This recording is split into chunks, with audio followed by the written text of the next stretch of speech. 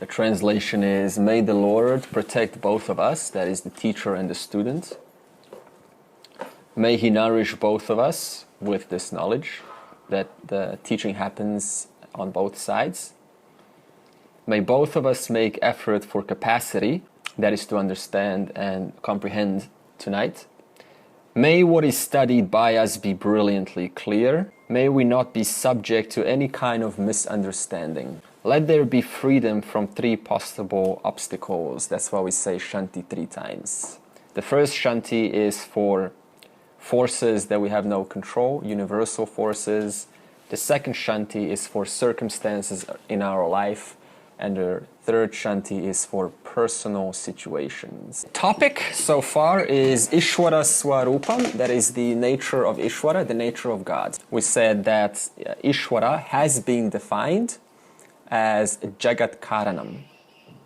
Anyone remember what Jagat Karanam means?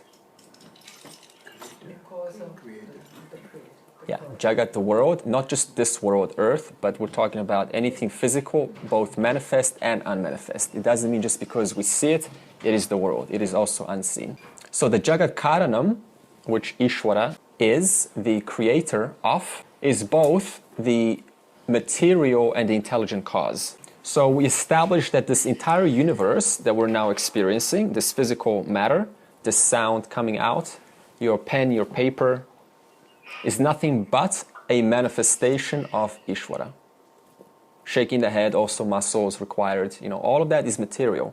Used to help you move, used to help you think, to move from here to there. So all of this is matter, which is apara Prakruti, we also said. And this vision, when properly comprehended fully, that means vision of what? The vision of all here is Ishwara alone. This is called Vishvarupa Darshanam. Now you better remember this word because Vishvarupa Darshanam is chapter 11 of the Bhagavad Gita. So what is Vishvarupa Darshanam? Seeing God in all forms, not just one.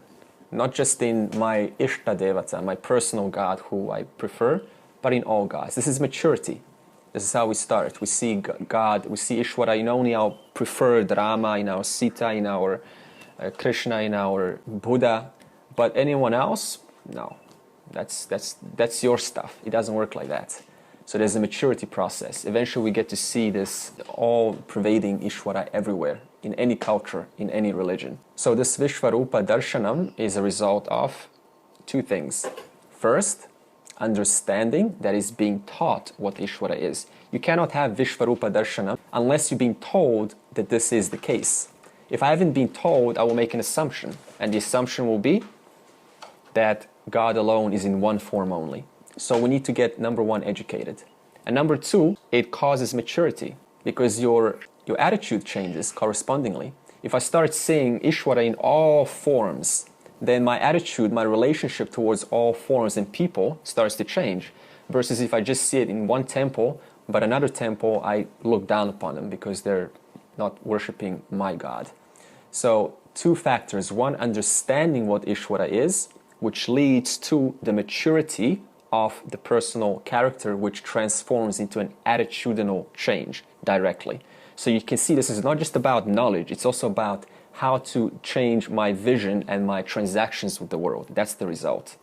So does that mean that even if someone has a false idea, it's like a figment of their imagination, which is also an object, does that mean Ishwara is that too? Yeah, I mean, every vision, every knowledge is also Ishwara in the form of, they obviously read words, and those words are ink, and ink is also from earth, and earth is 5 elements, and 5 elements is also Ishwara. And they just happen to be reading a limited piece of knowledge, which got them to have a limited experience towards... So even if they make it up themselves in their own imagination... But see, anything you make up yourself also comes from your prior knowledge, which also was words and ink, which came from the earth. So anything we know was borrowed at some point, at some time, none other than earth. See, everything we use, like the printer and the ink and the light and the pen, all of this was dug up by the miners at some country, and throughout the world you bought it up, you process it, and you make materials like plastic and plastic bottles and furniture that we now sit in. So everything we see around us comes from earth, and none of us created earth. We all borrow earth for our own ends, for our own reasons, for our own purposes. So therefore, earth is nothing other than the 5 elements, and the 5 elements is apara Prakruti. Of course, it is para Prakriti also, and therefore we are borrowing Ishwara every single second for our ends, which has made it possible for us to actually move forward. Right? Without it, you're toast. You got nothing on you, right? Toast is 5 elements. Toast is also 5 elements. Okay, so this means until we study the second portion, we're now in chapter 7. 7 to 12 is the second portion of the Gita. Until we get there, our vision of Ishwara is a one person. That is, a person sitting somewhere, located at some place, and smoking a cigar, enjoying, and kind of enjoying how human beings are doing their business. So this is normal. This is a natural progress, because then later on through maturity you get to understand, as you're taught, that this is not the case. Okay, so what's happening is, up to now, Ishwara is just preparing our minds. Because by the time we get to chapter 11, called the vision of the cosmic person in the Gita, you're not going to be going, oh, I'm expecting Ishwara to arrive. No. Your understanding is like this. Ishwara has already arrived. Ishwara has never been away. Ishwara is already here right now. So this means our maturity goes from Ishwara is to arrive. This is a common or not so common experience in some religions, where we think at some point, at some time, a Messiah is going to save me. And this is fine, you understand. We're not putting this down. You just know that it is a process. And then later on you understand, I don't have to wait tomorrow. It is already, what I'm looking for is here right now. Okay, so 2 things is being asked of the student in this second section. 1, understand Ishwara. And 2, more importantly, reorient your mind to think in accordance with the understanding. It is not good enough just to hear this and say, oh, I've got it. What really counts is when we start to apply into practical application and say, how can I use what I've learned in class and take it to the real world with my colleagues, with the people I work with my family, with the common faces that I see? That's the real work. So the student requires these 2 parts. That's a really good student. A lazy student only does number 1, understands, and then walks out. And from then on, I've done my job. The good student understands, but then after that, they really ask, how do I apply this? In what ways can I, inspire others? How can I be an example of this knowledge for others to say, wow, you really have this exuberance about you. What is it that makes you so invincible to the life struggles? And then you can, say something to inspire them. So if this doesn't happen, we call this Eka Rupa Ishwaraha. That means Ishwara in one form. And Krishna is asking us to change this to Aneka Rupa Ishwaraha. Aneka means not just one, but all. So Aneka and Vishvarupa are synonymous words. So God in all forms. In fact, the whole Gita is asking us just to change it to Aneka Vishvarupa. Now, what's the problem with Eka Darshanam? Eka Rupa? Subject to arrival and departure. When God is present, I'm happy. When He leaves, I am unhappy. So this is a constant problem for those who adopt to the Eka. And so the benefit is no more constant dependence on arrival and departure. In fact, the gopis in the Puranas is this nice story how they used to cry or be sad when Krishna went away for a while. Krishna obviously represents Ishwara. And it's a nice symbol how, they're only happy when their God is present. But when he attends to the world, because everyone needs Ishwara, right, then they're unhappy because the lack of presence. So this is what we mean by Eka Rupa Ishwaraha. This has to be converted into Vishvarupa or Aneka Darshanam. And also with Aneka or Vishvarupa, there is no question of disappearance. That's the benefit. That means you are never not available to Ishwara. Right? Wherever you look, Ishwara is. Can't get away from it. And what does this do? Creates peace. Like, wow, I'm here. Like, I'm looking for God, but God is right here. Wherever I look around me, clouds, sun, birds, trees, sounds, smouse, everything is God. That's very reassuring. So this means the journey stops to seek elsewhere. It is right here where you are right now. Because if I go elsewhere searching for God, when I get there, I'm going to ask the same question. Where is God? Right? So it never ends. So you have to accept that it's right here, right now. I'm changing the topic now. How does this universe evolve? We talked about 3 stages. Stage 1, one para prakriti and one apara prakriti. Okay, what is para? Reflected consciousness principle. Now, what's the difference between reflected and original? Reflected consciousness and original consciousness. There's no difference, but it's still consciousness. Remember, when Ishwara comes, it sets up a reflection. So now it is consciousness, but it is reflected consciousness. Is the reflection of the sunlight different from the original light of the sun? No. Because the reflection is borrowed from the original. So the essence of the reflection is the essence of the original. So one para means consciousness principle, and one apara means the inert matter principle. Stage 2, intermediary stage, we said that the one apara prakriti divides into an 8-fold apara prakriti. Now you're going to ask, what is an 8-fold apara prakriti? 5 elements. Remember, they're still in a subtle form. They're not physical. It's not physical air. Also, all the jivas, all the minds, all samskaras, all vasanas, everything is there in the unmanifest at this stage, intermediary stage. When you have a plant, that plant has the blueprint for what? The whole tree. Therefore, 8 apara prakriti equals blueprint for the entire universe. And what happens to the para prakriti? Remains one and the same, completely unchanged. Stage 3, the final 8 apara prakriti multiplies or divides into an infinite-fold universe. That is what we're experiencing now. What happens to para prakriti? Remains one and the same. Never gets touched.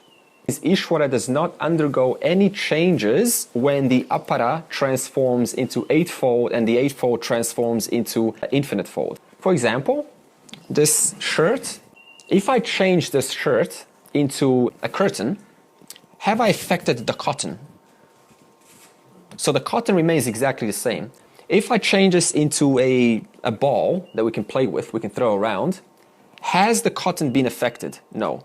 So what has changed? The nama rupa, the name and the label has been undergoing through a modification, but what has not gone under modifications? The cotton alone. In the same way, even though nama rupa changes, Ishwara remains one and the same. That's what we mean by Ishwara does not undergo any changes despite this change that we see in the universe. So we can describe this into 2 words. Ishwara is both pervading the world and it is beyond the world. Now, pervading the world is very easy to understand. The cotton pervades the world of the shirt. But why is the cotton beyond the shirt? The shirt never becomes cotton. It's not dependent. It never becomes the shirt. Yeah. So what does it mean to say the cotton is beyond the shirt? Whatever nama rupa I call this, I can make it into whatever I want. The cotton never gets touched. So the cotton has nothing to do with the world of t-shirt, with the world of curtain, with the world of handkerchief, with the world of more ideas, please. Sari. Come on, we can think of something. The name and form does not affect the essence of what makes up that name and form. Therefore, Ishwara is 2 things. It pervades the entire world of the t-shirt, and number 2, it is beyond the t-shirt. Therefore, whenever you see changing matter from now on, don't just think of it as changing matter. Oh, why are you praying to the Ganga? It's just water, it's just particles. It's not like that. Those particles is apara prakriti. Apara prakriti is the lower nature of Ishwara. You're still praying to Ishwara nonetheless. So is the higher nature of Ishwara is Brahman? The higher nature in this case is para prakriti. We're not using the word Brahman right now. Okay, so 2 natures, higher nature para, lower nature apara.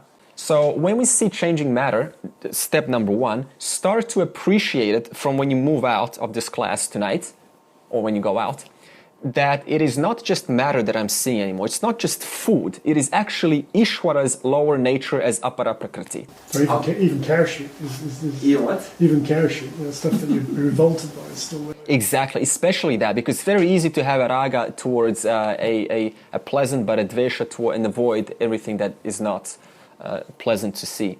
So I finished with apara. Now, what is para prakriti? That because of which I get to experience or know about the experience of the eightfold apara prakriti, which has transformed into a multiple fold.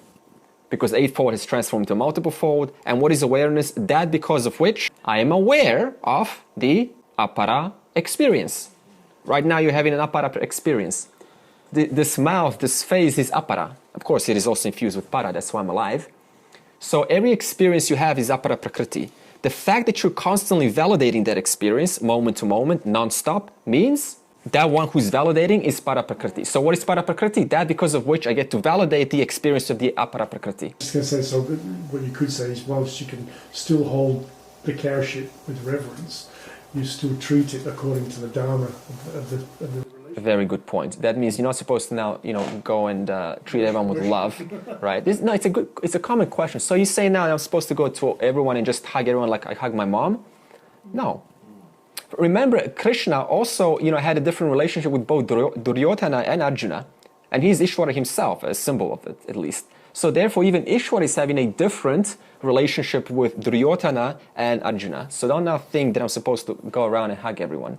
Para prakriti is the invisible, changeless awareness. Now Krishna makes an interesting statement. He says, anything other than para and apara, that belongs to your avidya. Ishwara is only para and apara. And now I'm saying anything other than para and apara, anything that's left, that belongs to your avidya. What are we talking about? We're talking about the separate I-ness, the separate ahamkara, which is still making a claim and has put everything under these two categories except itself. So the I goes, oh, interesting. So everything is para, everything is apara. So it puts the whole world in these two. It's done a good job. But the only thing it hasn't done is it hasn't put itself under one of these two categories. Therefore, the separate I still remains. Therefore, a third witnessing principle still is trying to survive. That principle has to die because that's the last stage, and only you can do that, by the way. And the Gita, of course, helps us to do this. But it's a very important point that he makes, because it's easy to say, oh, okay, so para is consciousness, apara is matter. But then who's the person who's still there surviving, who's still making this claim and constantly putting everything under these categories? That person has to be looked at. That one has to also surrender to para and apara. That's the final stage. Is that clear? So anything left other than para and apara equals third principle ahamkara. Ahamkara also has to surrender itself to para and apara, because in truth it is also those two. That's the sneakiness of the ahamkara, how it tries to keep getting separation and back into the deal. Yeah, exactly. It's very subtle, and a teacher cannot help you with this because it is so subtle and hard to pick. How is one supposed to even see that? Only you can do that through mananam and nididhyasanam. And what happens after removal? After you remove the third principle? The final understanding is there is no Jagat, there is no Jeeva. The idea of Jeeva and Jagat is still revealing that there is a separate I-ness. There is no Jeeva Jagat, there is only Ishwara. So therefore, there is no sleeve, there is no shirt, there is only cotton. If I still call the sleeve, I'm making reality to the sleeve, when in fact I'm missing what it actually is, being none other than the cotton. The shirt, the nama rupa shirt, nama rupa sleeve, nama rupa whatever you want to say, is caused by none other than the cotton. Therefore, there is only cotton alone. So what happens is the world is then no longer seen as the world, it is seen as self alone, that is seen as consciousness alone. For example, take the word world, remove the L, what do you get? Words. So world, just one letter I take out, and now it just totally loses its context. from world to word. So world is nothing but nama rupa. The t-shirt is nothing but name and form. I take one single word out, and the world that I gave reality to becomes a simple word. A word like projector, like the carpet, like anything else. Understand it to be none other than Ishwara. Okay, 7.6. And when you see the Jiva in that context, that's when you change its name and form to Purusha.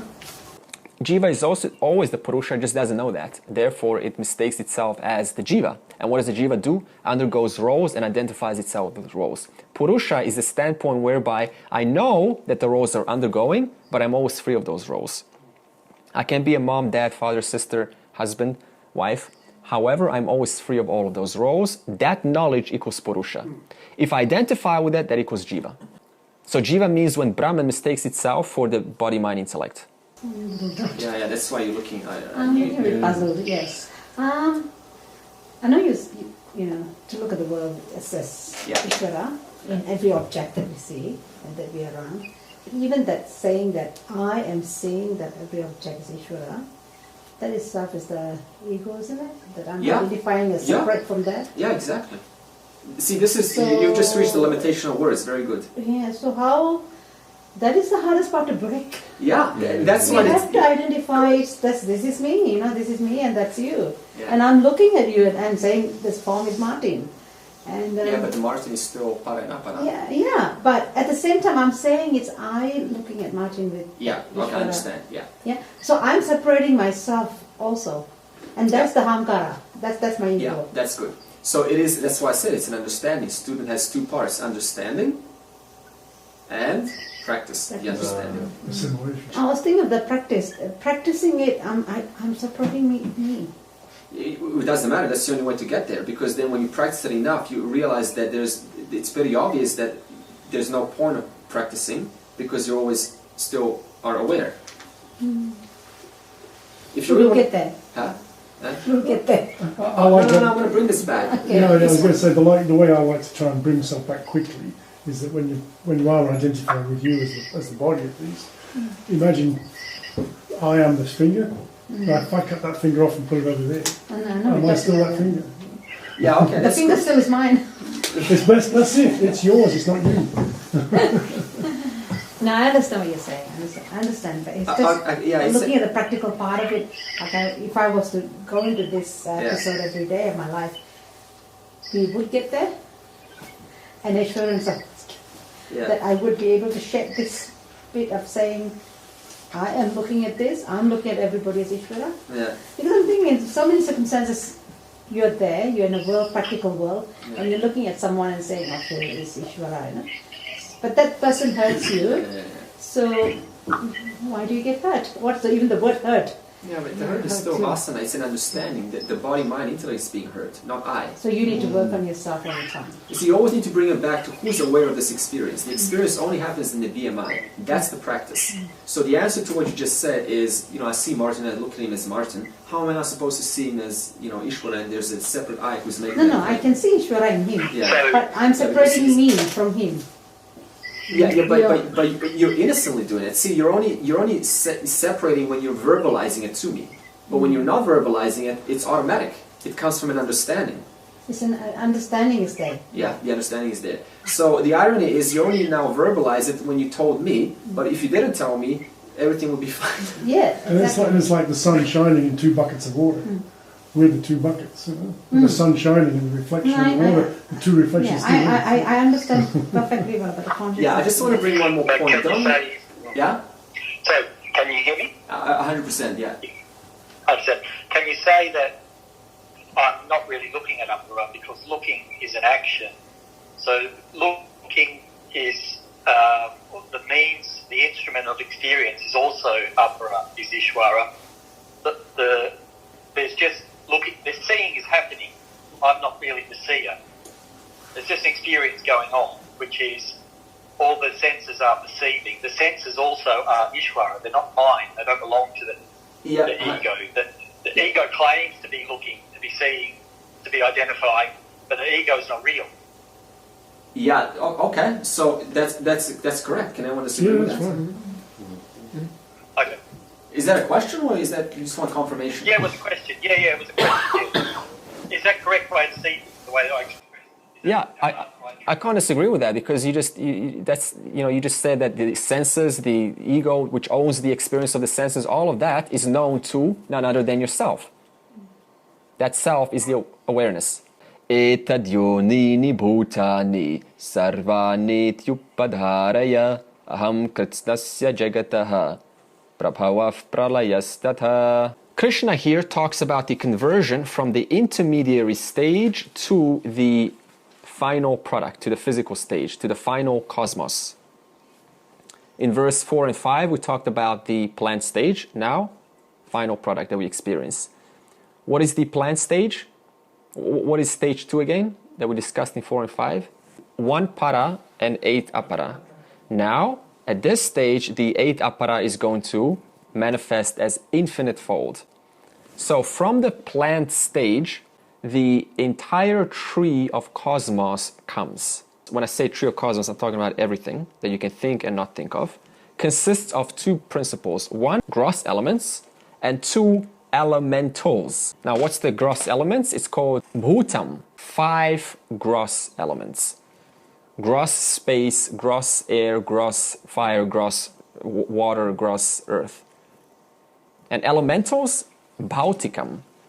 What is this? Products which are created as a result of the combinations of these 5 elements coming together, creating the final product which we now experience.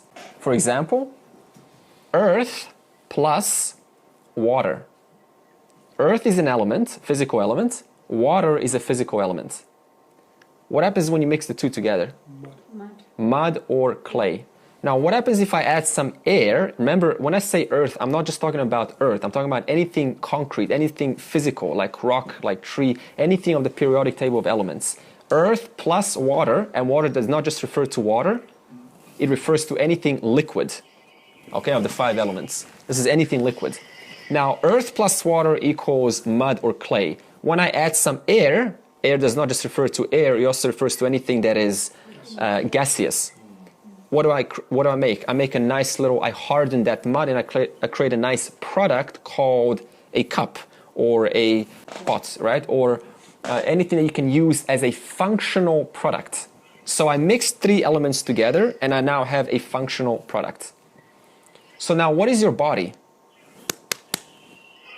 It is nothing but these 5 elements. For example, your body is but earth, but it is refined earth. Of course, you don't see mud on you, do you?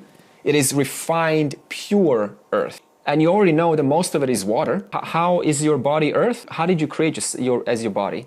You eat food, and the food comes from where? The earth.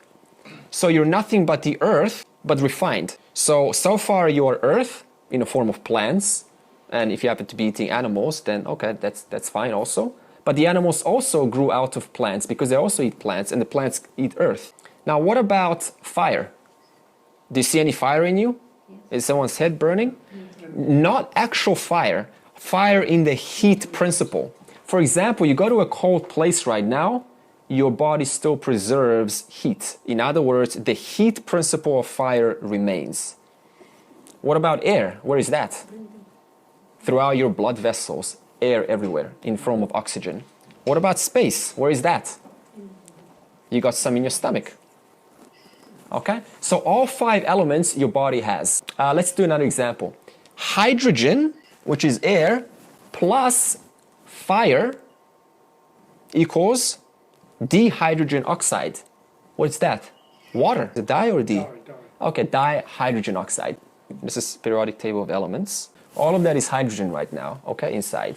Now, when it contacts the fire, you see the water? Now, what does it say? 75% of the visible universe is hydrogen, a colorless gas, i.e. air, and when it mixes with the flame, i.e. fire, then it generates the dihydrogen oxide, that is water. So that's another example. When 2 elements combine, they create what? A wonderful product that we can use. Now let's ask this question. How do you convert stage 2 to stage 3? When you have gas, for example, What is gas? Subtle form. So subtle form, gas can be now equated to stage 2 because it is subtle.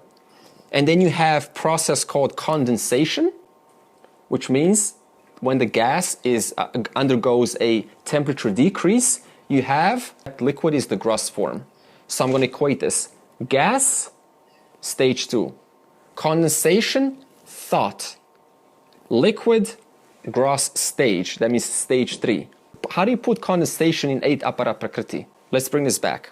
The gas is the element, is it not? The liquid is also an element. Now we know the 8 apara prakriti has 5 elements, so that's easy to understand. How would you now put condensation into 8 apara prakriti? What is condensation? Idea, thought. Is it not true that if you think you're cold, your body experiences cold? So just by, and what is thought? Subtle. So a subtle thought produces a physical reaction. For example, experiment. Right now, imagine cutting a lemon. Okay, you cut a nice little piece. And you hold the lemon in front of you. Just imagine that. And now you bite into it. Okay? What is your experience? Saliva. So in other words, I just used a very subtle thought, stage 2, and through that thought, I was able to create a physical expression that is stage 3. That's just an example. And remember, 8 apara prakriti is not only the 5 elements, but also total mind, total intellect, and the total doer, sense of doership. Does the Gita address like the idea of vibrational energy or vibrational frequency being like a basis of the universe? Or is that what you're talking about when you're talking about the thought? Like when they talk about that in quantum physics or other New Age teachings about everything being vibrational at the base level? I'll have to see what they actually mean by vibration. Yeah. I will be wrong if I answer because I don't know exactly what do they mean. Does anyone know? Thought is energy. It's an energy that comes vibrational thing. It's like a sound wave moving through the air. Is a vibration. What we're talking about here is that our senses has evolved from the 5 elements. We have the 5 senses to detect the 5 elements. Yeah. But we only have a certain frequency width band that we can actually operate with those organs. Yeah. You're probably referring to when you go beyond that frequency into higher and lower frequencies which are not detectable by the organs as we have manifested them in this body. So yes, they exist, but we don't necessarily detect them. I mean, everything's moving. Vibration certainly sounds like movements to me. Is it similar to aura? What are you saying that vibration? I'm not too sure. I've just heard that it's string theory and quantum physics and it's all Aparaprakriti, by the way. Yeah. Quantum physics cannot see Paraprakriti because it is beyond instruments of knowledge that we can use. So they're always referring to Aparaprakriti. That simplifies the model. What is Apara? Matter only. Yes, ma'am? No, I was just thinking, this example you gave of the water. Yeah. I mean, nature itself produces water. It's not always nature's thinking. Like when you use the word thought, it seems to pertain to the human world or living things. Yeah. The thought. But water is created by nature as well. So that's where I felt, Okay, good. Madhu, don't look at the example as the absolute. All right. See, as soon as you start looking at the example and comparing it to what I'm experiencing now, the example fails. Yeah. So you need to see, every example is limited in itself. Yeah. So I just try to provide a sample, how it, just to contemplate on it. Okay. But even if it's nature, it's Brahman's creation. That's the thought. From Brahman. Yeah, for example, in the Gita we'll soon read, I thought the universe. I created the universe by my thoughts. Of course by my Maya, but it is a thought nevertheless. Etadionini bhutani sarvani. All things and beings, from the smallest microorganism to the most evolved human being, has its cause in me. Me means Ishwara. This is Krishna speaking. Me means para and apara. Me means both nirguna and saguna. So this means that Ishwara has evolved into the creation that we experience right now without undergoing changes. We already established that.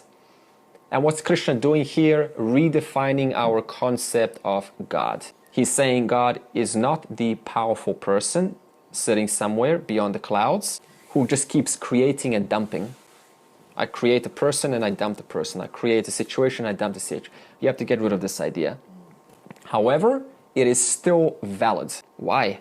Because a person is unable at the beginning stage with an impure mind to appreciate the true nature of Ishwara. How does a person relate to God?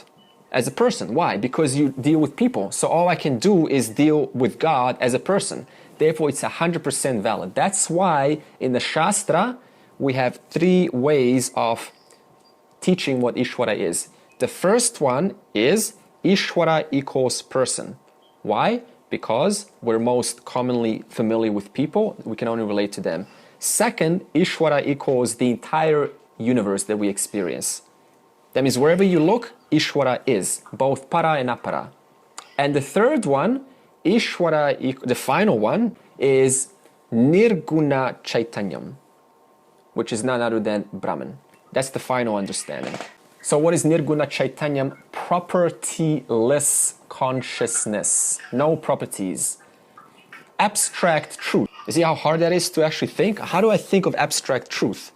That is why the scriptures never present number 3 at the start. They always present or convey Ishwara as a person and then they move forward. So the summary is learn to look at or everything that you see as none other than Ishwara manifestation. That is your new job description. So from now on, I'm looking at Ishwara's manifestation. I really mean it because it is easy to say this in class, but as soon as colleagues come up who we have an association and conflicts with, it is very hard to do that. That is your best opportunity to practice. How do you practice? I say, start very easy. This person that I have a conflict with is both para and apara. That's going to give you enough space to start your inquiry. And then you say, well, how are they apara? Okay, there are 5 elements, but this one is also 5 elements.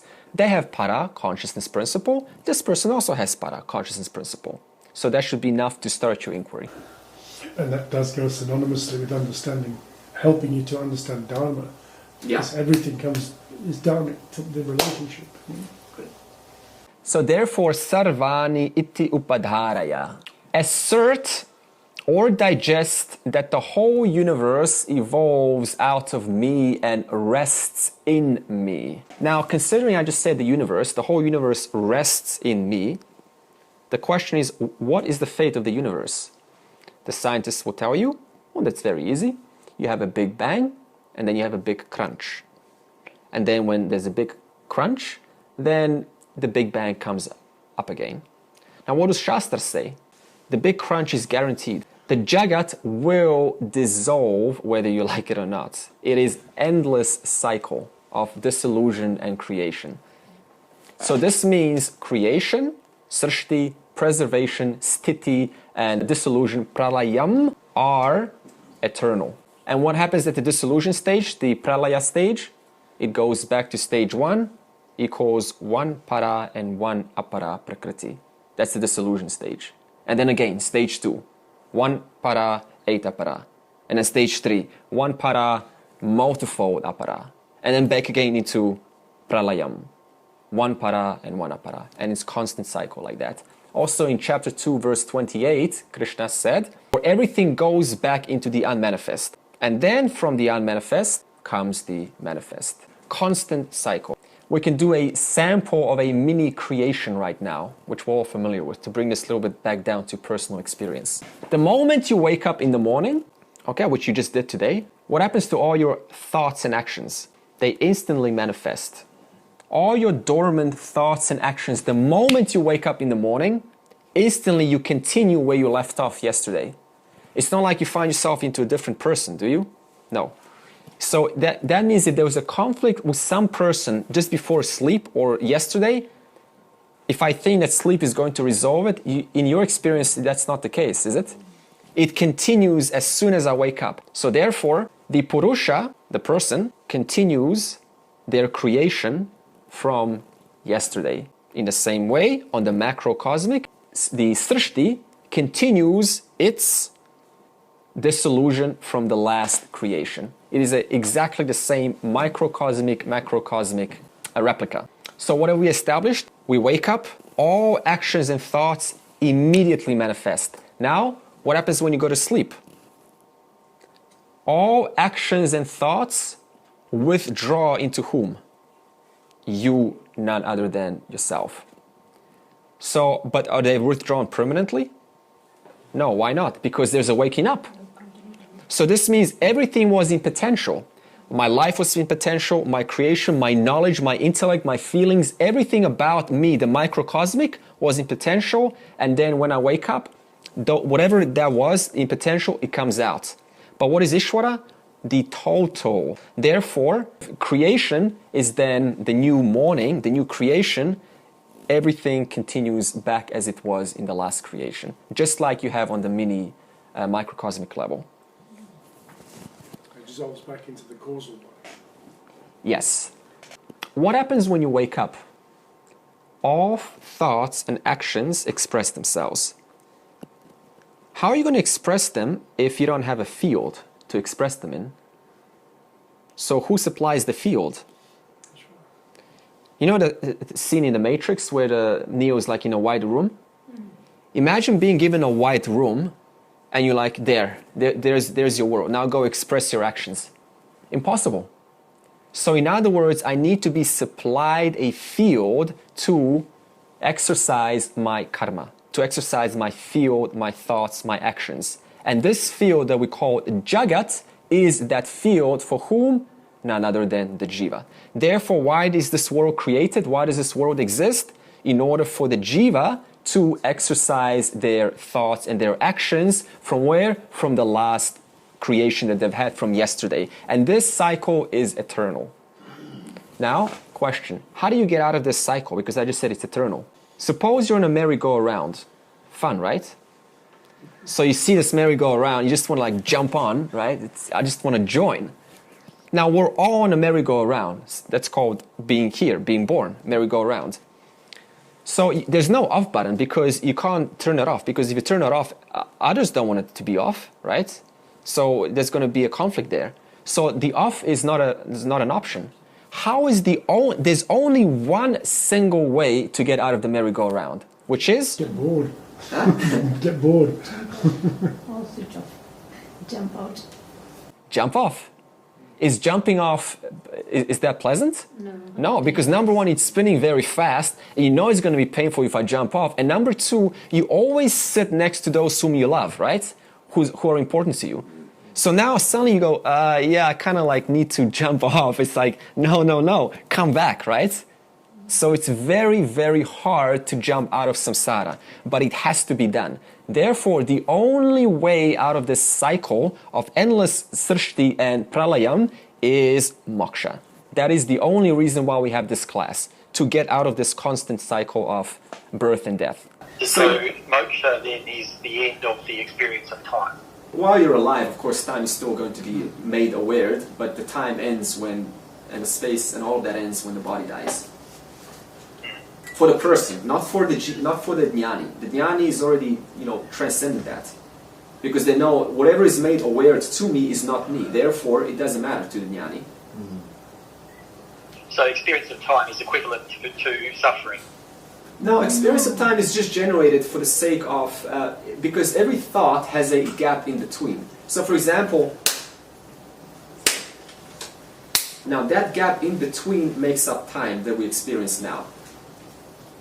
Okay, so all time is just of course it's created as a result of space. The world, that we have different changes, but we only measure time as a result of this, for example, being here, and now watch what happens. From here to here. But all you saw was what? The image on the screen of consciousness has changed from here to there, and because it's moved, it gave me an impression that there is time. You understand? Could you say that time is just a human construct to measure space or to conceive space? It is a human construct because time is relative. In your dream, there's a totally different time factor involved. In fact, I'll get to that in the dream now. But time is the experience. The experiencer is only in time. Yeah, experience and time are synonymous. Yeah, there is no experience without time, because the experience is only possible by the constant changes, and the changes are none other than time, and time implies experience.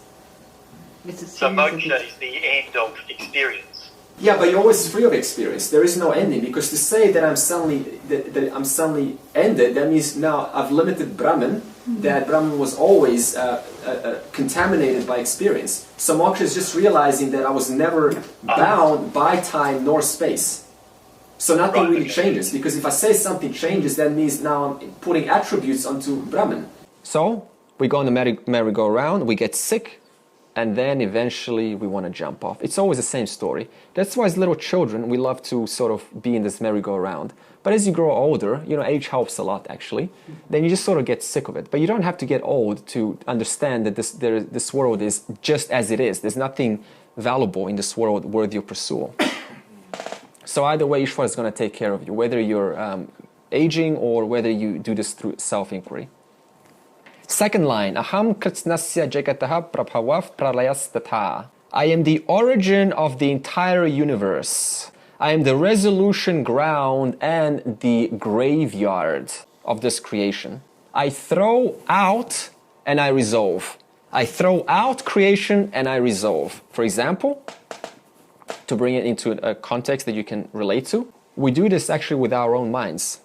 Projection. We create a projected dream universe. If you remember your dreams, you're very lucky. Because you know how intricate and complex the world of dreams, how real it is. So out of your mind, spontaneously out of the mind emerges a vast, beautiful dream world.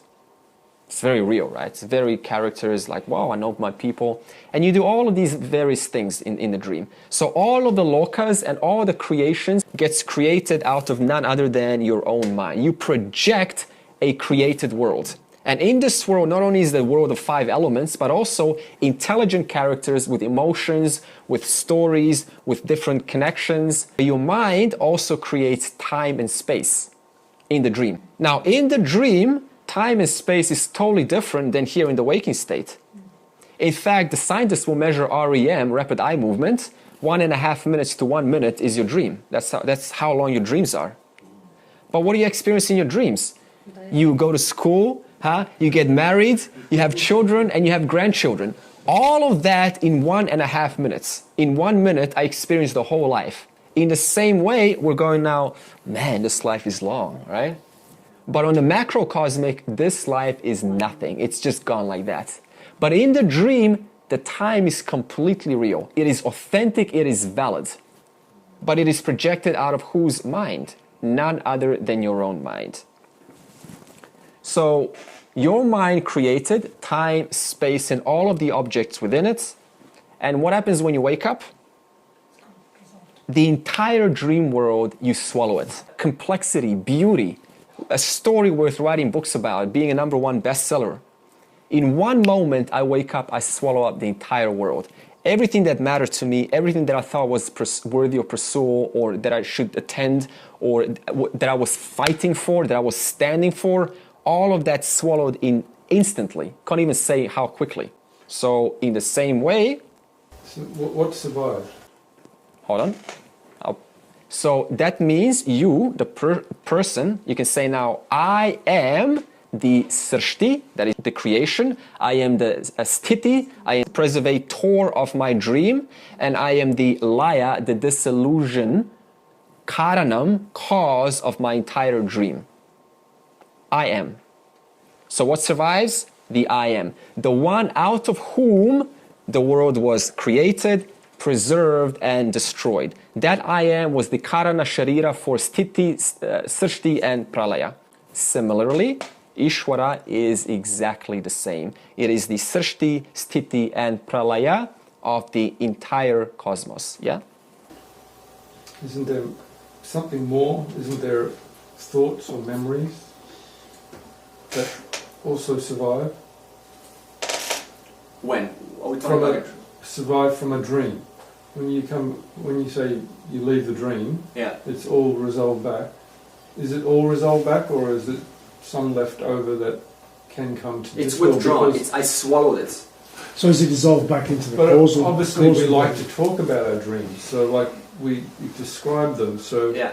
in order for them to be described, we need to be able to rely on memory. Could you say that the dream occurs in the subtle body, Yeah. and then when you swallow that dream, it gets dissolved back into the causal body? Into potential. On the macrocosmic, it's the potential. And it's That leaving, potential it's is called leaving Maya. imprints. It's leaving imprints behind in the memory. Yeah, now don't compare this example of the dream to the macrocosmic, because now you're saying, okay, so the memory survives, so that means Brahman is now busy, remembering all his past creations.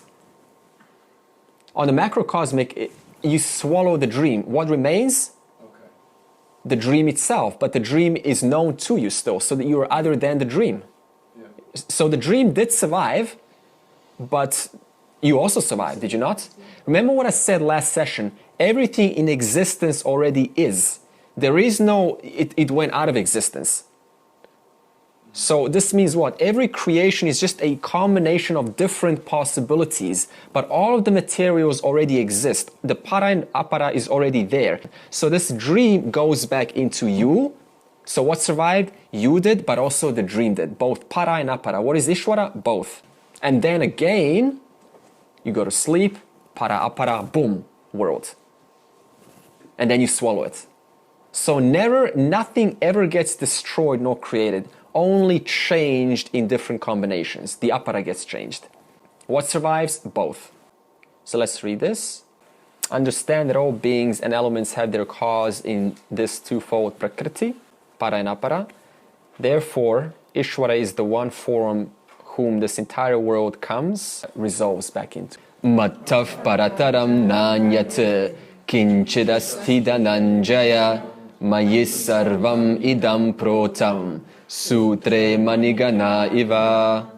Usually we observe one law. Every cause has its own cause. That's the law that we observe. So everything that you see, you will say now that what I see is caused by something else. For example, you are either a son or a daughter to your parents. Therefore, your parents caused you, the person. That's the general law. So everything I see, this came from oil. So this has cause. Clouds, came from the evaporation. So their cause is from the ocean. Everything I see it has a cause. That's the general law that we experience. So in reference to the parents, I'm an effect. However, parents also have their cause. So in reference to my grandparents, my parents are now an effect.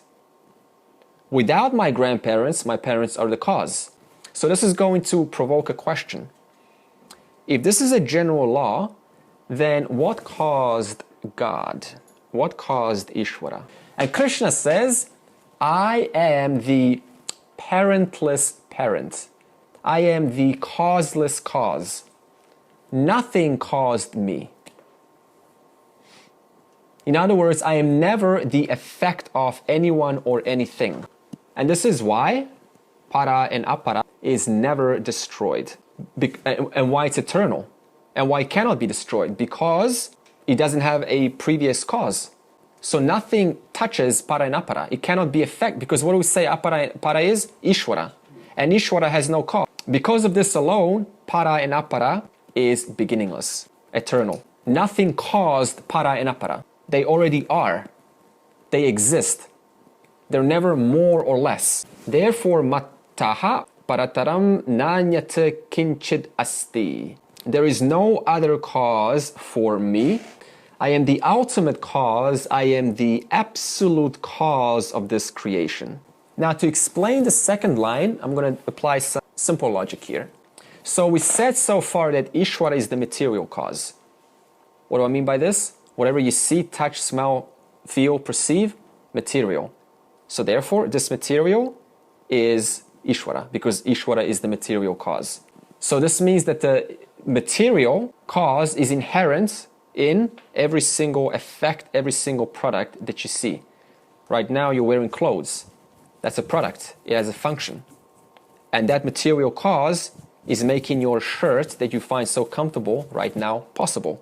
So now let's put an example to this. Where do you get your pot from? How do you create a pot? From the clay. So the clay is the material cause for the pot, which means the clay inheres the entire product called pot. So that means, what do you see? The world is nothing but a product. So this means that which inheres the world, which is the material cause, being Ishwara. So that means you're constantly experiencing the product, which is the material cause, which is caused by Ishwara. So this means clay inheres ugly pots, beautiful pots, rich pots, and poor pots. Why did I put these words there? So that you can see that if I see a beautiful pot, a very nice pot, and if I see a not so nice, whatever that, ugly and beautiful means, they're both inhered by the one same material cause. You see how this changes your attitude? Before I saw rich as higher than poor, or poor something different than the rich. Now I see both are the same material cause. Therefore, I cannot judge one higher or one lower, because my vision is going through the understanding rather than through the perception. Or another example, ornaments. You have many ornaments, necklace, bangles, earrings, and so on. All of them are pervaded by the gold. And the gold is the material cause of the ornaments. Therefore, if I look at the ornaments by themselves, I will attribute different values. I will say, I don't need that. That is invaluable.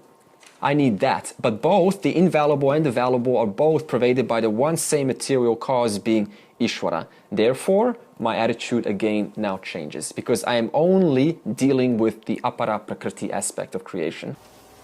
So how would you see then if you're comparing two pots? A crude pot which you're considering ugly, or a refined, beautiful pot that you're considering beautiful? Are you not judging the potter as opposed to the clay? I mean,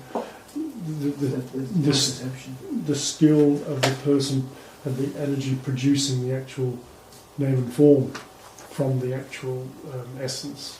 Earthly level, sure, you can do that, but I'm talking about the macrocosmic level. So there's a big, ugly pot, beautiful pot, but both of them have characteristics. And what is ugly and what is beautiful is only my own subjective perception based on my vasanas. Because to someone else, ugly is beautiful, and beautiful is ugly. So therefore, even the beautiful and ugly is also subjective, right? So to bring this beautiful and ugly now brings another layer of subjectivity into it. Okay, remove, for example, the wood. Use this example on Sunday, right? Remove the wood from this, from these chairs, from this furniture, and there is no furniture. There's not. You'll be on the floor. Yeah, exactly. Well, you'll be on the floor too, right? So that means the furniture depends on the material cause, and who enjoys the furniture? We do. That's all Jivas do. They just enjoy the world. And what is the world? None other than the material cause. So what are we doing? We are borrowing Ishwara in order for us to enjoy. So you can see how this changes your attitude. I'm only depending on Ishwara for everything that matters to me in my life, my kids, my grandchildren, money, all of that is material cause of none other than Ishwara. Therefore, reverence now towards Ishwara increases. So Krishna now says, I am the inherent cause because of which this entire world is held together. See, the wood holds together the chairs. Without the wood, there is no chair. Without the gold, there is no ornaments. So the material cause holds everything together. And he gives an example of mala, that's a long A, and he says the mala has an inherent thread going through it. And it is keeping all of the beads together. So the invisible thread that we cannot see is making me use this as a functional product for whatever it happens to be. Functional product, anything in the world that I mean. So when I look at this mala, I see the outside, certainly. I see the visible aspect of it. So I see the beads. The beads are visible. But what is invisible? The thread. But how do I now see the thread if it's invisible? I have to make a conclusion. I have to make an inference. This can only be held together by something that is holding it together. I cannot see the thread, but I can make a conclusion. The fact that it's being held together, there has to be an invisible principle holding this thread together. Because of this thread, mala is. Without the thread, I can't even call this a nama rupa, because what is there to say when there's nothing holding it? Very important lesson. How do you see Ishwara? What did I just say? Because of the invisible thread, which I cannot see, I say mala. In other words, I just said mala is, heater is, person is, carpet is. What is that isness? Why did I say mala is? Because of the invisible thread. In other words, how do I see Ishwara? By the isness aspect of an object. If an object is, therefore it is held together by the invisible principle, none other than Ishwara. So how do I see Ishwara? Tell me what is not. You can't even say that, because everything is, everything exists. Therefore, sutre manigana iva, just as beads are threaded together by a string, similarly the entire universe, that means all the laws, all the matter, whatever we see is held together or threaded together by the invisible thread called Ishwara.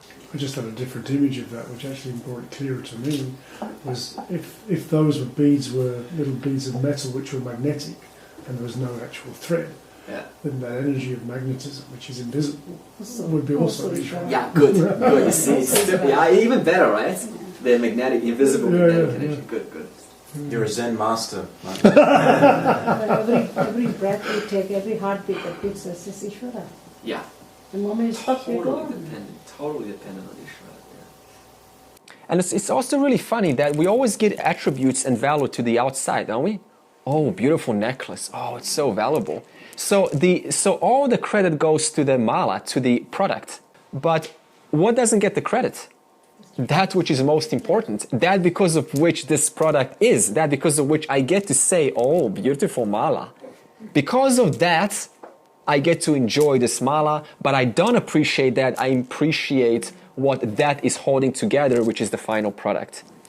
That's the irony of life. We always miss the most important and we see the surface. So now, if someone asks you, question, where is God? How do you answer? Everywhere. Here and there, and everywhere. Good. Okay, I have more examples, because we're dealing with a tough student now. Where is God? To a normal person. Not a Vedanta, a normal person.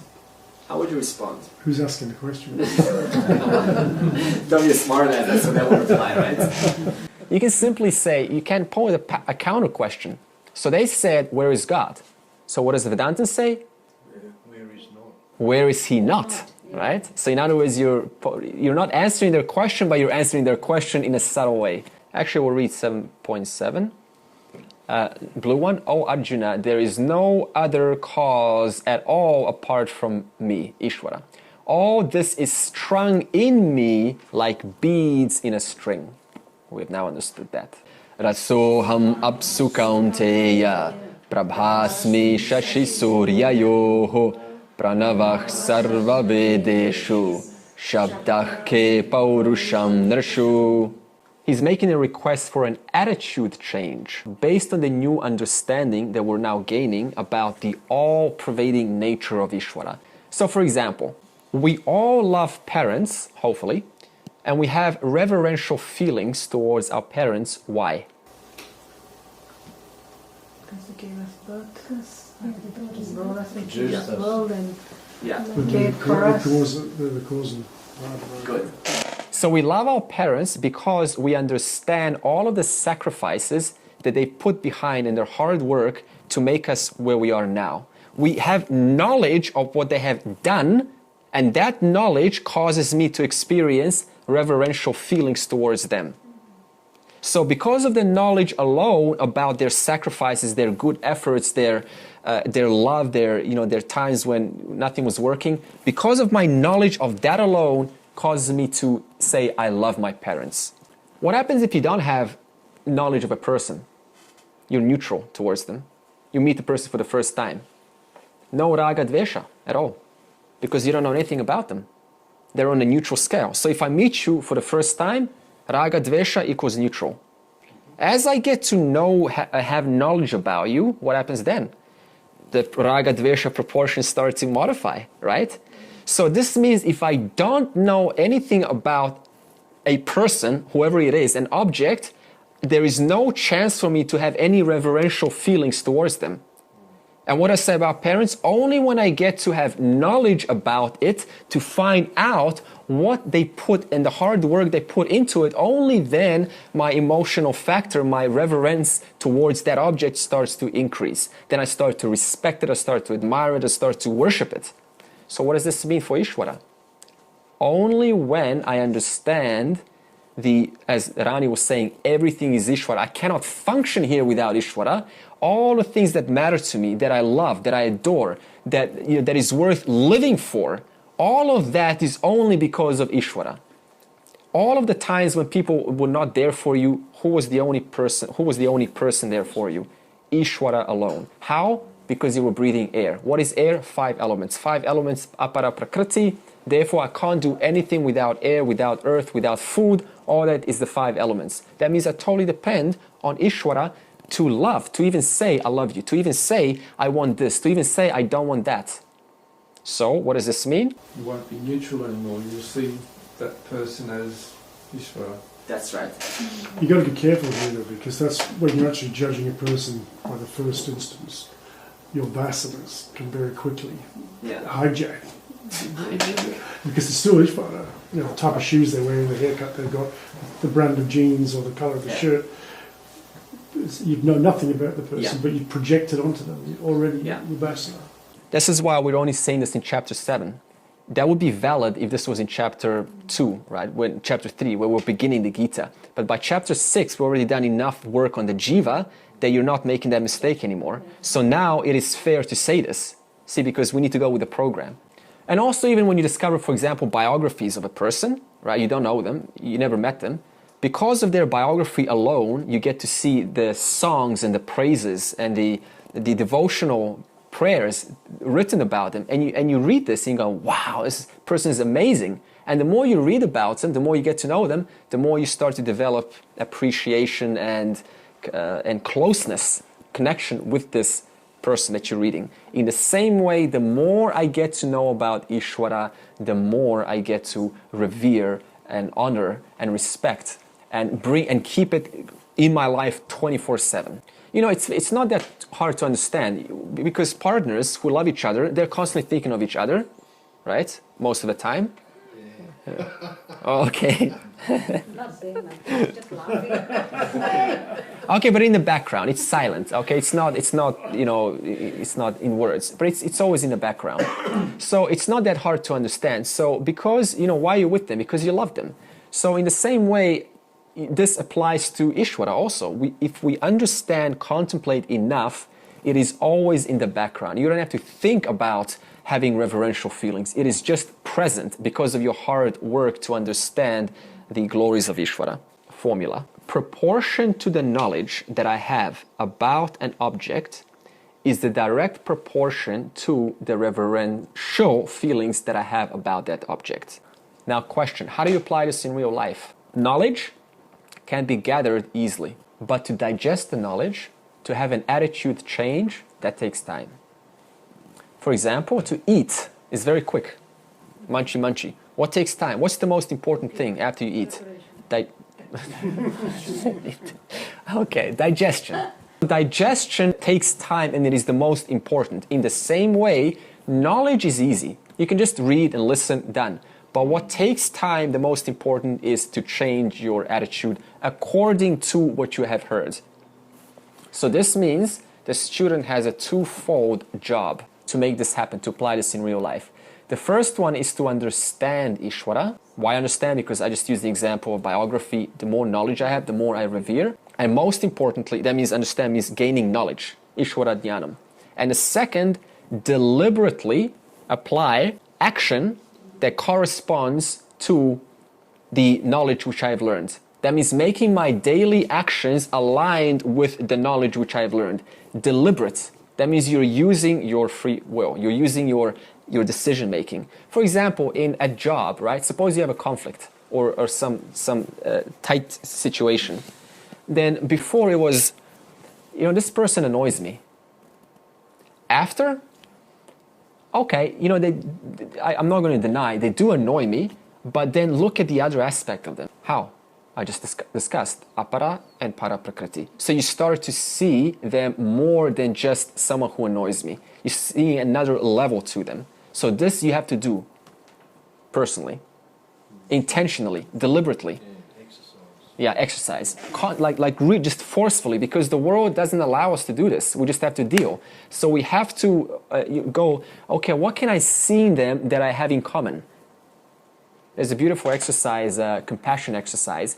Just like me, this person is doing all their best to find happiness. Just like me, this person is doing all they can to be peaceful. Just like me, this person is doing all they can to have harmony. So just by saying this, you understand, I may have annoyance towards this person, but at the end of the day, just like me, they're also just trying to be happy in their way. See how he brings compassion? Can you turn it back to yourself and say, what is annoying to me? What is it? Is it part of me that doesn't accept certain things? Yeah. That's what I was meaning. More analysing yourself than actually projecting it on the other person? Yeah. And that's what I was saying before, without you accusing me of being so chapter 3, you're cutting through the vasanas directly to the actual, it is what it is. You're not projecting your vasanas, which is preventing you, blocking you from being able to do that. One more point to add on to that. See, if I start to look at this thing in me, then I'm giving it reality.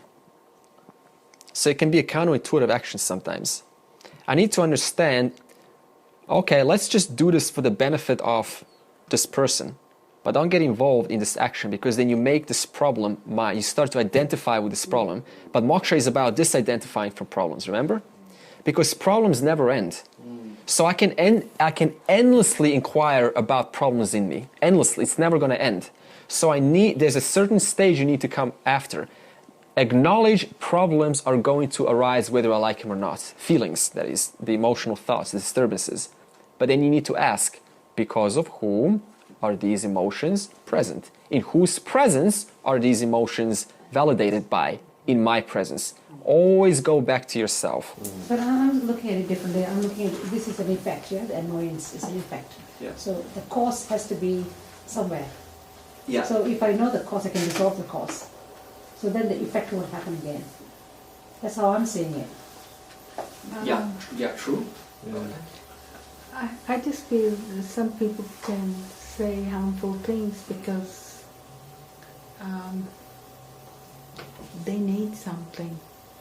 Yeah, so the cause and effect is that person. So it's better. So and the issues with them. So I find it's better to send them. No, just send them, like we say, give them your blessings. Yeah. When they say something to hurt you, just give them your blessings and wish them peace. Yeah. Because it's stemming, that behavior stems from unhappiness, something unhappy in them. Yeah. So just wish them well, and don't take it on yourself. No, definitely not. You don't accept that. Remember Floyd? I did tell you an incident. Yeah, that's actually how I do it, but very good. Incident. So let's make a conclusion. To see the world as just the world equals samsara. To see the world as Ishwara equals no samsara. So for this person, samsara is true. For this person, samsara is not true. Why? All they had to do is just change their perspective. It's not hard work if you think about it. So how do you step out of this samsara? Change view. Nothing here is to damage me. Nothing is hurtful. Everything is Ishwara alone. Therefore, there is no entanglements anymore. Okay, all you're doing is you're doing an attitude, a shift of your perspective from world to Ishwara. The first verse in the Isha Upanishad would say, Isha Vasyam Idagum Sarvam. I learned to see this world as Ishwara Swarupam. How do you learn? Practice. How do you practice? Deliberately doing. Where? Wherever you find yourself most common. Your family, your work. Now, how does Krishna tell us to change this attitude? First line, Raso hamapsu kaunteya prabhasmi shashi surya yoho. So, he says to Arjuna, when you drink water, does anyone drink water here? So this applies to you, right? Don't just look at it as drinking water. Understand that the essence of water, which is keeping your body, mind, intellect alive, that essence, I am. So this means, like Rani is not drinking water, she's drinking the essence of the self, the essence of Ishwara. She just drank Ishwara. Yeah. You see, the most common thing that we do, we can find reverence in. Without a sip of water, I am dead. If I die, then how can one progress into Artha, Kama, Dharma, Moksha? No way. Krishna also says, I am the light, I am the radiance, I am the brilliance in sun and the moon. So the light in the sun is worshipped in the Gayatri mantra. You've heard Bhur-bhuvah svaha tat saviturvarenyam. And why is it worshipped? Because the sun represents or is a symbol of consciousness, the conscious principle which it gives this inert brain the ability to think, gives these senses the ability to sense the world. So don't look at the sun as just matter, look at it as also Ishwara. Now, pranavaha sarva vedeshu. I am pranava. What is this? I am the sacred Om or Omkara. What is Omkara? Essence of all the Vedas. What is Omkara? The three states. Three states what? Waking, dreaming, deep sleep. Because he says here, I am the Om in all the Vedas. Why would he say this? Because look at Om as condensed juice, for example, very concentrated juice. So it's the best teaching there is. It's very concentrated. And all of the pages of the Vedas are like diluted forms of that juice. So you take a small drop and you put it on each page and add some water. So all of the Vedas are the dilution of the teaching of the three states. So what is Krishna saying here? I am the highest teaching in all of the Vedas. The Vedas being the essence of the Omkara, I am that teaching also. And for whom is the teaching for?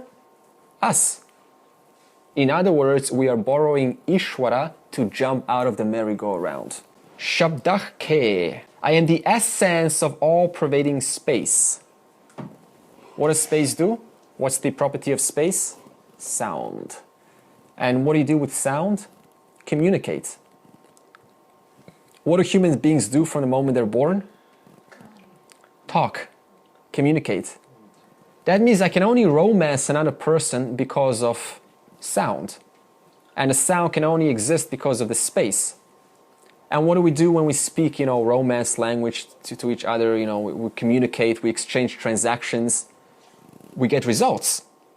So this means every result that I get, that I enjoy, depends on the sound to reach the other person's ear. Because of what? The space. So this means I totally rely on Ishwara for all my transactions to go through. See, I can only speak to you because there's space and there's air here also. There's all-pervading space embodying what? These words of sounds. And I am that pervading space also. So where is Ishwara? In this very space that we experience right now. Where is that? Tell me where space is not. Right? Right here, right now. Paurusham Nirshu. I am the humanness in every human being. When you claim I am a human being, that humanness that you say I'm not an animal, that humanness, is anyone not a human here? Everyone confirms they're a human being. That humanness that causes you to confirm, I am also that. Okay, number 9. Together. Punyo ganhav prathivyam cha tejaschasmi vibhavasau jivanam sarva bhuteshu Tapaschasmi tapasvishu punyaha ganhaha prathivyam.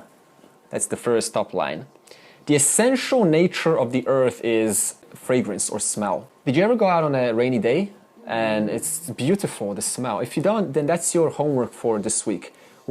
Because we're in a rainy season now. Yeah, just go out and smell earthy, muddy wetness. That I am also. So we now don't take it for granted anymore. It's not just smell. It's like, wow, this is the smell of earth. And earth is Ishwara. Okay, tejaschasmi vibhavasau. So tejaha is the heat principle in fire. In other words, you don't have to see fire or color or form of fire. What it's referring to is the heat principle. So this means if you turn on your kettle tonight or tomorrow and you feel the heat, that heat I am also. Feel the heat of the sun on your face, that heat I am also. So you can never get away from Ishwara's glories. Now, Jivanam Sarva Bhuteshu, I am the life principle because of which a living being is living, and without which that living being would be a dead corpse. Are you alive right now? Absolutely. So Ishwara is that life principle because of which the person who just said yes to the question, are you living? That is Ishwara. This is also why in the Vedic tradition, or even in the Hindu tradition, the basic principle is respect for all life, for all living beings. Some religions, I'm not going to mention the names, this is not so much the case. The main purpose of a plant or an animal is basically for human consumption. So this is not the case in the Vedic tradition. So this is why we respect all living beings. Both animals, plants, and humans do indeed, if you want to call it, have a soul. It's called Atma Tattvam. So this means now our relationship towards plants, animals, and human changes. Now this doesn't mean don't eat anymore because, we won't come back next week, right? It just means that look at the relationship towards food in a one. That's why we say, 424, I think it is, Om Brahmarpanam Brahma Havihi. That's why we have this, to acknowledge that indeed this is the essence of the total. This is not just food on my plate. There's more to it. So this means we from now on start to look at everything, both insects, plants, and animals, as another layer, a new vision. What kind of vision? As that principle because of which keeps these beings alive. And that principle also keeps this body alive. Therefore, there is no essential difference between that little spider which I go psst, and the person that does psst. Okay? I'm not saying, now, never again. Leave the snake on the pillow, right? It's okay. Treat it appropriately, but do know that it is the Atma Tattvam. Now, tapaschasmi tapasvishu. Amongst the human beings, there are some who are more evolved. They're called ascetics. And because of their tapas, that means their disciplines, because of their determination, their perseverance, they have accomplished something. Whether materially or spiritually, they have still accomplished something. Now, those tapas which led them to accomplish those results, those tapas I am also. In other words, because of those tapas, which when performed through a certain sequence and a certain way, lead to certain results, which the ascetic then gets to enjoy, both materially and spiritually, because of those tapas, I am those tapas. That means I am those disciplines, I am all of those perseverances, I am the commitment, I am devotion, I am dedication, I am all of those principles which when applied in your life lead to action. See, right now you need patience. I am that patience. You're borrowing Ishwara's patience to learn. You need commitment, you need faith. That faith I am also. We'll just read 7.9, the blue one. O Arjuna, moreover, I am the fragrance in earth, I am the heat in fire, I am the life in all beings, and I am the austerity in these ascetics. Okay, now, yeah? I was just going to say, couldn't it be seen that with the austerity of the ascetics, that they are rejecting Ishwara because of their denial of the physical manifestation of Ishwara in matter? No, ascetic means one who is performing disciplines, who is a very disciplined person. See, you're also being a disciplined person, so technically you're also an ascetic. Because you're exercising determination, a lot of discipline to listen, a lot of perseverance to keep coming back. So you are an ascetic. And all of these qualities that you're using to learn, to say, I have transformed, those qualities I am, says Ishwara. So that word austerity in that context, then, is that meaning lack of frivolity? Is that a way of understanding austerity? Lack of what? Frivolity, or superficiality. I'm trying to put austerity okay, into well, it context. depends on your attitude. This question would certainly apply if I began, chapter 1 and 2 again. But once you go through the program, you're not thinking like this anymore. You already are careful of that, are you not? So yes, it does apply at the beginning, but later on it doesn't apply anymore. Again, learn to look at the entire world as the manifestation of Ishwara. This is the important message. Why? Because this changes your attitude towards the world. Now you're going to say, why should I? Right? You haven't given me a reason. What's the benefit of this change? What will it do for me? And this will be mentioned in 7.10. Bijam mam sarva bhutanam vidhi parthasanatanam buddhir buddhi matam asmi tejas tejasvinamaham. So here, second line, please. Buddhihi buddhi matam asmi. I am the intelligence behind intelligent people. So this means that some folks have extraordinary intelligence, as we already know that. They have amazing intellects. And they enjoy glorifying those intellects, like I am smart. Now that intellect, that cleverness, I am also. So if you think you're smart in something right now, whatever it is, that intelligence, Ishwara is. Which means because of my blessing, says Ishwara, because of my blessing, not your blessing, intelligent people get to enjoy being intelligent. That means once again, you're borrowing your intelligence from Ishwara. Similarly, asmi tejas tejasvinam, I am the boldness in the bold and I am the valor in the valorous. What does boldness mean? The capacity to withstand challenges when they arise. I'm bold, I'm going to withstand them. Whether they are human or non-human, that capacity to overcome them in any kind of situation, family or falling asleep or trying to make money or whatever it is, that boldness to sustain those obstacles, I am also. Some people withdraw upon a slightest confrontation. One little obstacle, they withdraw. Whereas others, no matter how many obstacles come, they're able to go through them. Now that boldness, I am also, says Ishwara. That bravery, the ability to conquer and move forward. Now, what is the benefit of 7.8 to 7.10? First, understand that the nature of everything is Ishwara. Now, if you're going to ask me a question, what about? You obviously, haven't looked at the word everything. Everything means nothing is excluded. So the question cannot come up for what about? Direct and indirect. Yes. Manifest, unmanifest. So any virtue, whatever you have, knowledge, intellect, boldness, sharpness, creativity, inspiration, first recognize it does not belong to me. So whatever you admire, whatever you find status worthy of in this world that people admire you for, recognize that ability which is giving you the praise that is not yours. Could you not also say the same thing about timidity or cowardliness? Yeah, what about it? Well, is that not also Ishwara? Yeah. I said everything. But it doesn't can't this knowledge or saying this make the person even more arrogant?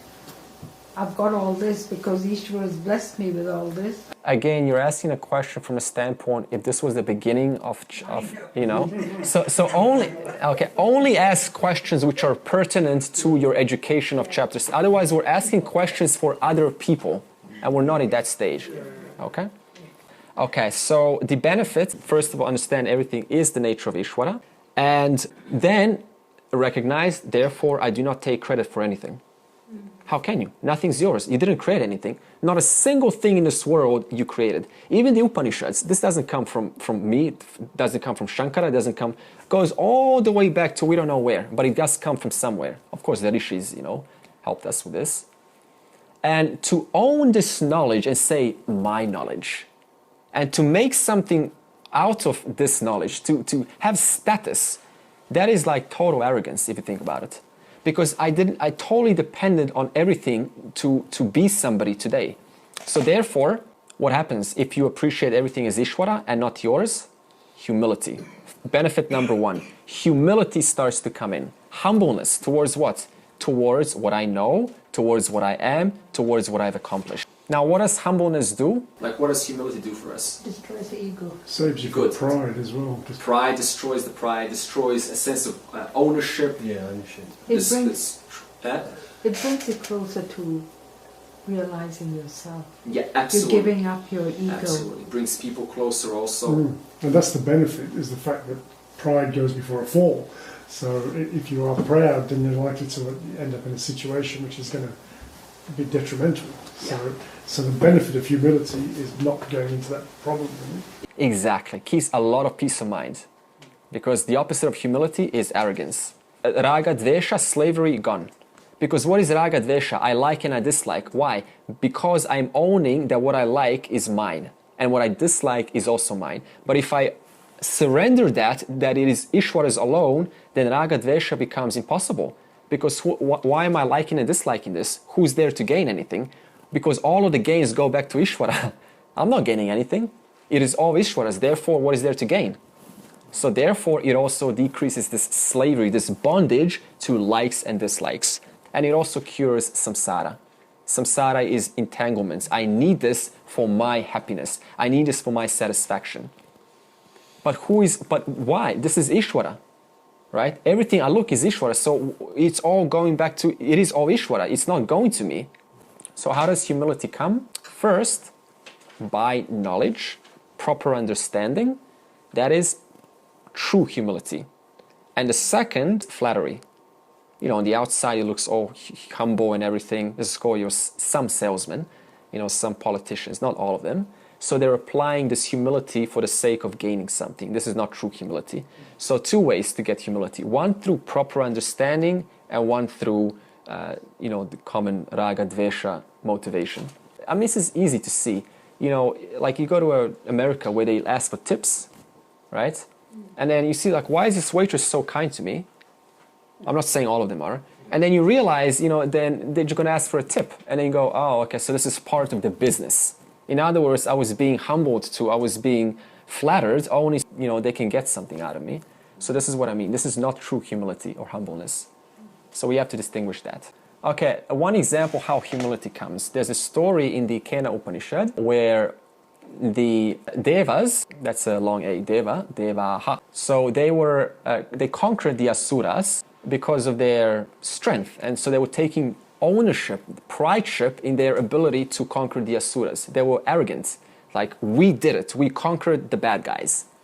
So Bhagavan decided to teach them a lesson. He just sent a mysterious yaksha. Yaksha you can translate into spirits. And this yaksha came over to the Agni Devata and the Vayu Devata and presented a blade of grass and said, so you're the god of fire, you Agni Devata. Why don't you just burn this blade of grass? And the god of fire did all it could to burn the blade of grass, couldn't do it. What happened then? Realized that the power that I thought was mine to conquer the Asuras is not mine. It belongs to Bhagavan alone. So in that moment, Agni Devata realized or became humble. How? By realizing what I thought I had is not mine after all. And then the blade of grass was given to Vayu Devata, god of air. Said, please blow this blade of grass. Do with all your strength. And Vayu thought it was no problem. And Vayu blew. Hasn't even moved the blade of grass. And then Vayu realized, my God, this power that I thought I had, it belongs to Bhagavan alone. So both Agni and Devata became humble by their recognition that the power they use to succeed and enjoy the results is not there after all. Therefore, never take ownership of even your good skills, because those good skills is Ishwara's alone. So the conclusion is, whatever rewards you get, whatever compliments you receive, whatever honors you enjoy, whatever great recognitions you get from the society, remember Ishwara always. Because little by little these compliments go, oh yes, it's my work, I did it.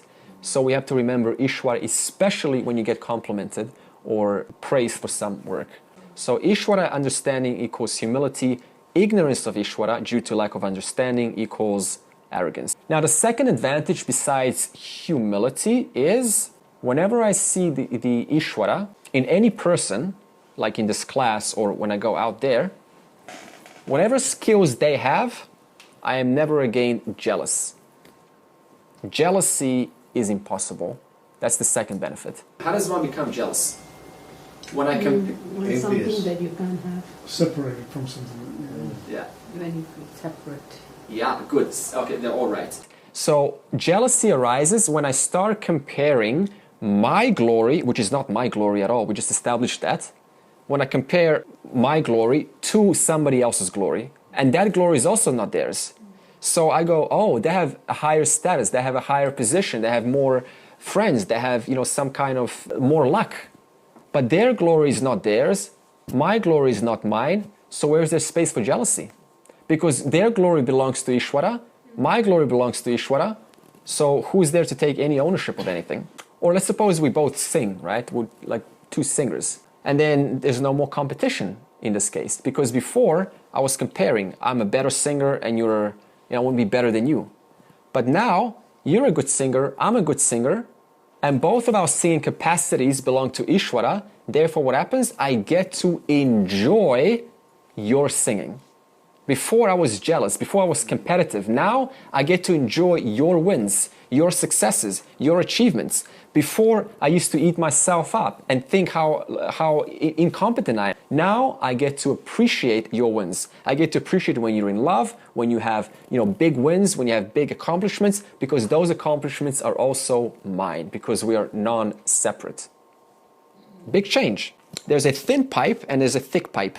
The thin pipe was jealous that the thick pipe could let or handle more water through it. It's like, that's a thicker pipe. I wish I could handle so much water coming through me. That pipe is blessed with a lot more water than I am. And the thick pipe was taking ownership, was being proud of the amount of water they can let through. So then the pipe acharya comes to them and says, you two pipes, did you realize that the water which you are fighting over, that which is blessing you, comes from the water tank. This water that you're enjoying is not yours. It belongs to the water tank. So in the same way, human beings are like pipes. Some people let less Ishwara blessings through them, so they don't accomplish very much. Some people let a lot of blessings through them. They're famous, they're big on the screen, they have a lot of fame. It's like so much blessings pouring through them. But that blessing is not theirs. And this blessing, a little bit of blessing, is also not mine. It comes from where? Ishwara. Therefore, the attitude of jealousy is impossible now. So what does this mean? Learn to congratulate other people's successes. So the benefit summary is, number one, humility. What does humility give us? Undisturbed peace in random situations of life. And two, non-jealousy. Non-jealousy, another name for that, is appreciating other people for their skills. I get to enjoy your love, your success, your amazement. So your homework can be just go on YouTube and look at some famous people who you would probably go, oh, I wish I was like that. And simply inquire, this which I used to, which I wanted, this is not theirs. And remember, there's always someone jealous towards you also. Because in reference point to their success and your success, someone wants what you have. But there's also someone jealous towards them. So this jealousy never ends. So you have to understand every single blessing traveling through every person belongs to Ishwara alone. And finally, the first line, Sarva Bhutanam Vidhi Partha Sanatanam. Bija means seed, and seed means the absolute final cause. Two types of causes. The first cause is called intermediary cause. What is intermediary cause or relative cause? Parents are my cause, but parents also have their cause, and their parents have their cause. This is called intermediary. So parents are not the ultimate cause. So this category, Ishwara is not. Now the second category, absolute ultimate cause, the cause of everything. You can't ask a question of what, because I said everything. In other words, it's the cause of everything, but it itself is not caused by anything. It's the beginningless beginning. Beginningless beginning. It's causeless cause. It itself doesn't have anything that caused it. So therefore, Ishwara is parentless parent, fatherless father, motherless mother. Which means that Ishwara does not have a beginning. And Krishna is putting this in first line because he knows that Arjuna is going to say eventually, who's the cause of God? So Krishna answers that and says, there is no cause of Ishwara. Ishwara is the eternal, causeless cause. It's funny, as we're talking, I realize in my mind I'm accepting all natural disasters too. Yeah. Like tsunami, and it's all accepting. Like, Yeah. it's nothing to fear, it's just the cause or effect of what's happening. Well, it's I karma, create isn't and it? I swallow. Yeah. Yeah. It's working through the Even the karma. wars, the, whatever killings. And you're just talking about one creation. I mean, when it happens to, personally, I don't know how I'm going to react, but I'm trying to accept all this now. It's like before I used to get like emotionally affected. You're looking at it All the wars that objectively now. happen, yeah. Objectively. Okay. Sarve bhavantu sukhinaha, sarve santu niramaya, sarve bhadrani pashyantu, ma kaschid dukkha bhag bhavet. Om Shanti Shanti Shanti.